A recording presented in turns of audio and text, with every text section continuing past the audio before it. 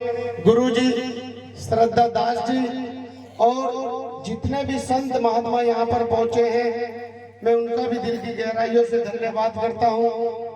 और धन्यवाद करता हूँ बड़े बुजुर्गों का, नौजवान साथियों का और मातृशक्ति का, प्यारे बच्चों का, जो गुरुजी के गुणगान को सुनने के लिए आज यहाँ पर पहुंचे हैं। ये मेरे सौभाग्य की बात है कि आज मुझे इस गांव में आने का मौका मिला और गुरुजी के चरणों में मैंने शीश नवाया, तो ये मेरा सौभाग्य है। आज इस सत्संग के गुणगान को सुनने के लिए, जिसे कि हम जितने भी हमारे संत महात्मा हमें लोगों को सबको वाणी के माध्यम से या भजनों के माध्यम से गुरुजी के गुणगान सुनाने के लिए आप लोगों को इकट्ठा होकर के एक दूसरे के साथ बैठने का जो मौका मिलता है, ये संत महात्माओं की देन है। तो मैं चाहता हूं उनके लिए एक जोरदार ताली बजाने का काम करें साथियों।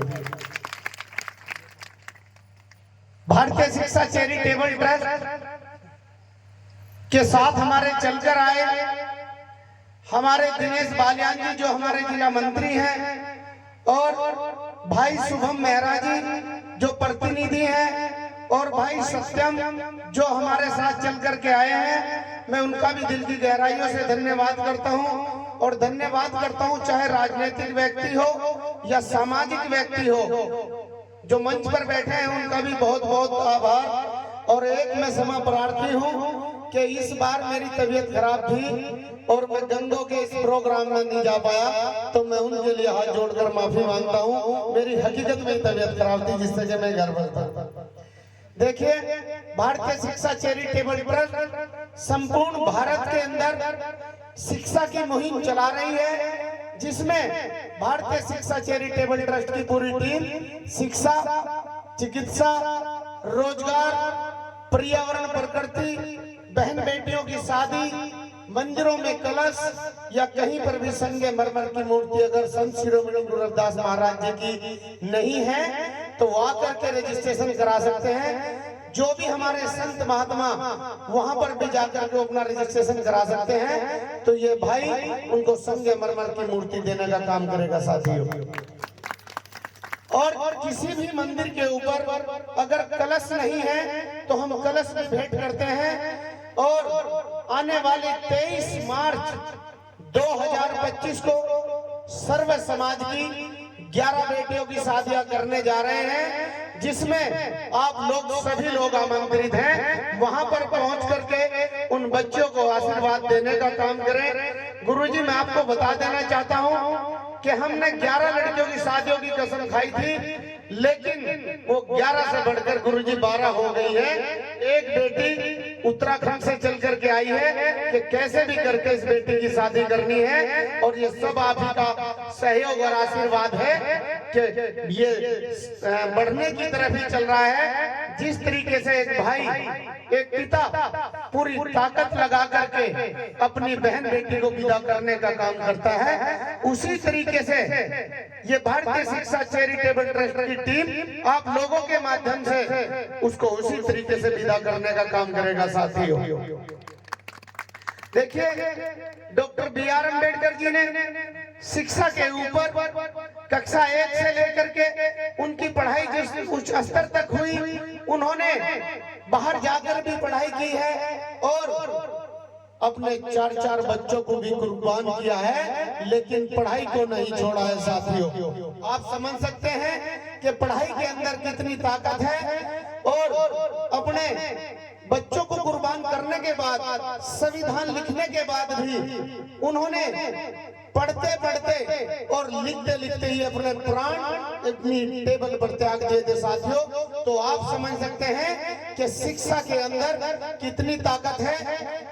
मैं भी आज मेरी लगभग 51 साल की उम्र हो चुकी है और मैंने भी इस बार बीए में एडमिशन लिया है साथियों।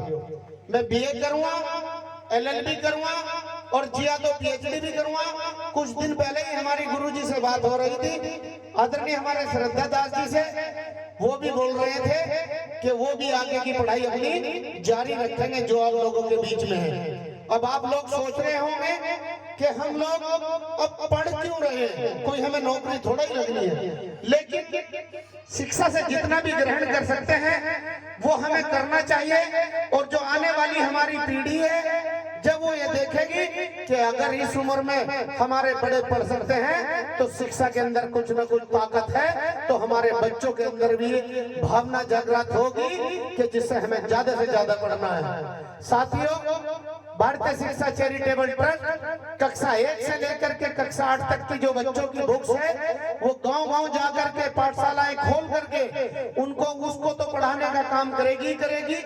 साथ में हम नवोदय विद्यालय की तैयारी कराएंगे, केंद्रीय विद्यालय की तैयारी कराएंगे, सामान्य ज्ञान की तैयारी कराएंगे, डिफेंस की तैयारी कराएंगे, खेल कूद की तैयारी कराएंगे और पर्यावरण के बारे में पढ़ाएंगे। साथियों, जो नहीं कोई पढ़ा रहा तो हम लोग संविधान के भी बारे में पढ़ाने का काम करेंगे। साथियों, भारतीय शिक्षा चैरिटेबल ट्रस्ट ने संपूर्ण भारत के अंदर ये कसम खाई है कि ऐसा कोई सा भी राज्य नहीं होगा जिसमें ये मुहिम नहीं चलेगी। अगर आप भी लोग इस मुहिम में हमारा साथ देना चाहते हैं और अपने बच्चों को शिक्षित करना चाहते हैं, उनको डॉक्टर, IPS, इंजीनियर और आप साइंटिस्ट या बड़े खिलाड़ी बनाना चाहते हैं, तो दोनों हाथ खड़े करके बोलिए कि आप लोग भी मुहिम में साथ हैं शिक्षा की। सभी लोग साथ हैं। देखिए, शिक्षा के बिना कुछ नहीं है। जैसे डॉक्टर BR अम्बेडकर जी ने ना तो डंडा उठाया ना झंडा उठाया, उठाई तो केवल कलम उठाई और अपनी कलम की ताकत से इस देश को संविधान देने का काम किया है। साथियों, आप लोग सोच सकते हैं अगर शिक्षा के अंदर इतनी अहमियत है और डॉक्टर BR अम्बेडकर जी अगर इतना पढ़ लिख करके ये संविधान ना बनाते तो साथियों आप सोच सकते हैं कि हमारा आने वाले समय में क्या हाल होता और उससे पहले क्या हाल होता। साथियों, ये डॉक्टर BR अम्बेडकर जी की ही देन है, जो डॉक्टर BR अम्बेडकर जी के संविधान के अंदर सर्व समाज को एक बराबर का दर्जा देने का काम किया है। ऐसे शिरोमणि आपके पास है, ऐसे ही शिरोमणि हमारे 650 साल पहले लगभग संत शिरोमणि गुरुदास महाराज जी को अगर उपाधि मिली है शिरोमणि की, तो आप लोग सोचते होंगे वो उपाधि ऐसे ही नहीं मिली। उस उपाधि के लिए भी इस दौरान तर्क वितर्क होते थे और उन तर्क वितर्कों के आधार पर ही शिरोमणि चुना जाते थे। तो उसी के आधार पर जो हमारे संत शिरोमणि गुरु रविदास जी महाराज जी शिरोमणि कहलाए, तो उन्होंने भी कहा था कि हम वो बेगमपुरा राज बसाना चाहते हैं जिसमें सब समान हो, सबको रोटी कपड़ा मकान मिले, सबको बराबर का दर्जा मिले और सब एक साथ रह करके इस देश को आगे बढ़ाने का काम करें। और ये देश तभी आगे बढ़ सकता है, मैं बता देना चाहता हूं, जब हमारा देश का एक एक बच्चा, प्रत्येक व्यक्ति शिक्षित होगा, प्रत्येक बच्चा हमारा कारोबारी होगा और हमारी बहन बेटियां भी पढ़ी लिखी होंगी, और तभी ये देश नंबर 1 पर आ सकता है, या तभी ये दोबारा से देश सोने की चिड़िया बन सकता है। क्योंकि अंतिम छोर पर बैठा बच्चा भी या अंतिम छोर पर बैठा व्यक्ति भी वो जब रोजगार होगा और शिक्षित होगा तो तभी हम इस देश पर राज कर सकते हैं और तभी इस देश को विकासशील बना सकते हैं। तो साथियों, आज हमें गुरु जी के गुणगान को सुनना है। मैं अपनी वाणी को यहीं पर विराम दूंगा, क्योंकि बाबा साहब के जब मेरे भीम ने आंख खोली तो हर कोई इंसान बन गया, और मेरे भीम ने जुबान खोली तो हर कोई तूफान बन गया। मेरे भीम ने किताब खोली तो हर कोई विद्वान बन गया, और मेरे भीम ने कलम खोली तो देश का संविधान बन गया, संविधान बन गया। बोलिए संत शिरोमणि गुरु रविदास जी महाराज की, स्वामी समनदास जी महाराज की, बाबा साहेब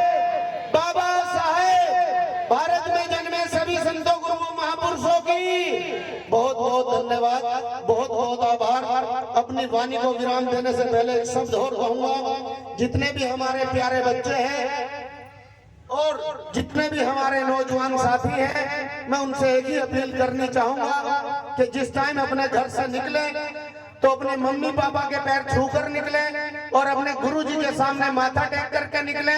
आप लोगों को मैं बता देना चाहता हूं कि आपका जो भी कार्य आप मन में सोच करके जाएंगे वो पूर्ण होने का काम होगा। साथियों, ये मेरी आप लोगों से अपील है, क्योंकि गुरु जी के चरणों में और माता पिता के चरणों में जो मिलता है वो कहीं नहीं मिलता। तो मैं ये कहना चाहूंगा कि मोटरसाइकिल भी आराम से चलाएं, धीरे से चलाएं और हेलमेट जरूर लगाएं और मास्क में धीरे से दूर रहने का काम करें। इन्हीं शब्दों के साथ जय भीम, जय भारत, नमो बुद्धाय।